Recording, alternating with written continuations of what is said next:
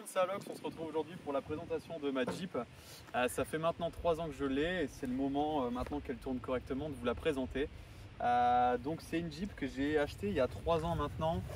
Je l'ai achetée en Normandie, dans une petite campagne normande. Je l'ai achetée en septembre. À l'époque, je l'ai achetée 15 000 €. Il y avait un peu de travaux à faire et d'ailleurs il y en a toujours. Et là aujourd'hui en fait le but de la vidéo ça va être de voir ensemble tout ce que j'ai fait depuis ces 3 années et aussi un peu le coût, etc. et les petites particularités de ma Jeep. Donc pour commencer c'est une Ford. C'est une Ford GPW, donc je ferai une vidéo par la suite pour vous expliquer qu'il y a eu plusieurs constructeurs de la Jeep pendant la Seconde Guerre mondiale. La mienne est une Ford, elle est repassée par l'armée française. Par contre, j'ai pas, pour ceux qui s'y connaissent, j'ai pas de référence si c'est la mal tournée ou quoi que ce soit. J'ai pas de plaque sur le véhicule, donc j'en sais pas plus. Peut-être elle n'est même pas passée par l'armée française, je n'en sais rien. En tout cas, pour la spécificité, elle a le châssis Ford. Elle a une caisse ACM1 de novembre 43.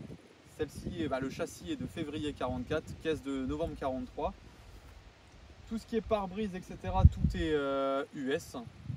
Elle a simplement le moteur Hotchkiss ainsi que les jantes, le arceau et quelques accessoires. Donc je ne pourrais pas certifier qu'elle est passée entièrement par l'armée française. En tout cas, c'est une Jeep Salade comme on connaît bien.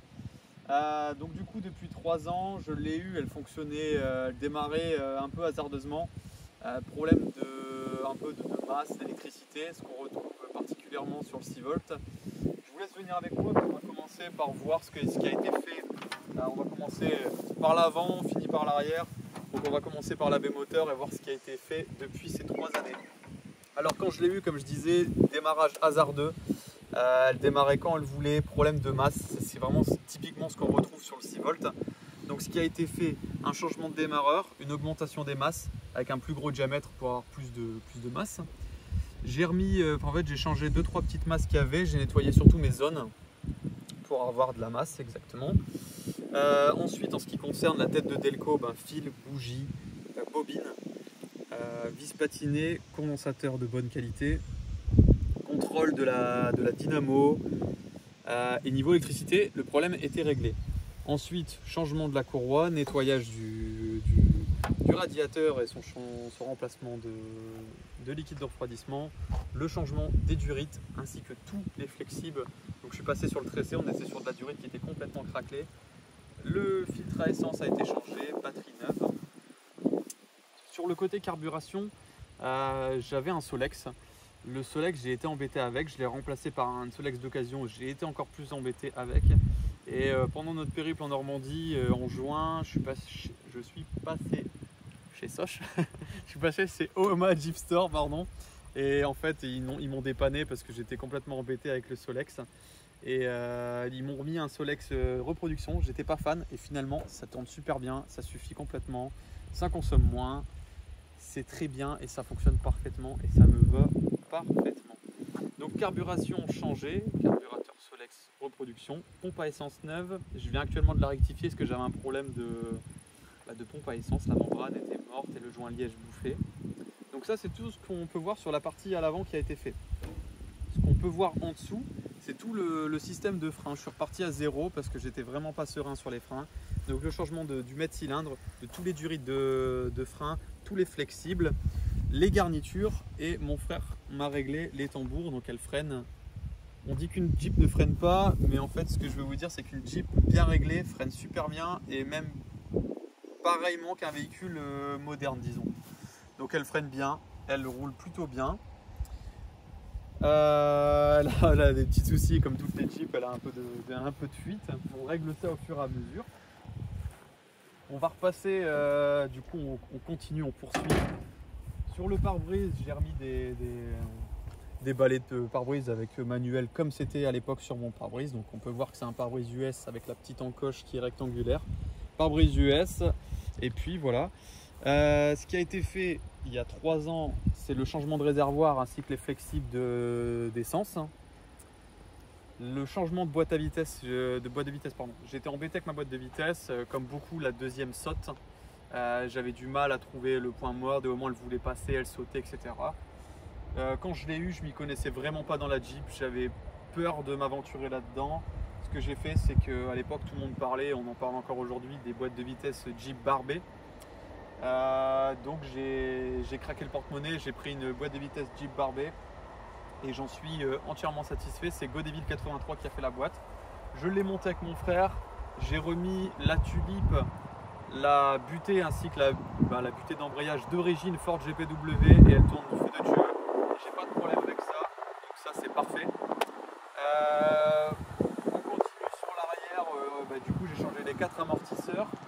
Les pneus ont tous été changés, donc c'est les MRF. Bon, c'est pas moi qui les ai changés, j'ai acheté la Jeep, ils venaient d'être changés. Et voilà ce qui a été fait. Donc c'est à peu près tout et c'est déjà pas mal de sous. Le plus récent que j'ai fait là, du coup, c'est le carburateur et j'ai refait une vidange avec le changement de la rectification de la pompe à essence, le filtre à essence et c'est pas mal. Voilà. En ce qui concerne les coûts, du coup, comme j'ai dit, je l'ai acheté 15 000 €. J'ai mis 2 500 € de boîte de vitesse. J'ai fait pas mal de frais que j'ai fait faire par quelqu'un, mais ça n'a pas été fait comme convenu, donc j'ai dû repasser sur pas mal de choses. Le réservoir, les fluides, je suis à la 3e vidange, parce qu'à chaque fois je revidange. Les flexibles, etc. Donc je pense qu'il y a pas loin de 10 000 € de sortie. Donc on est à 25 et on a encore beaucoup de choses à faire. On a le plancher, en fait la caisse est complètement à reprendre. On a de la corrosion légère par-ci par-là, les lames à refaire. Mais elle me convient bien comme ça pour le moment. J'ai envie d'en profiter un maximum comme ça.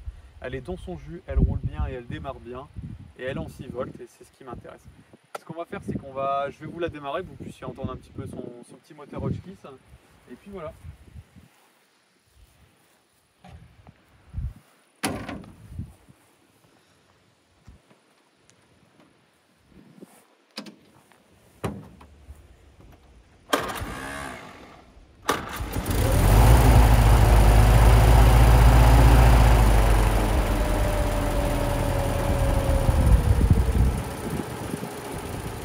Donc voilà, la petite Jeep en 6 volts qui tourne correctement, qui a des bonnes masses. Il suffit simplement d'avoir le bon réglage d'allumage et la bonne carburation.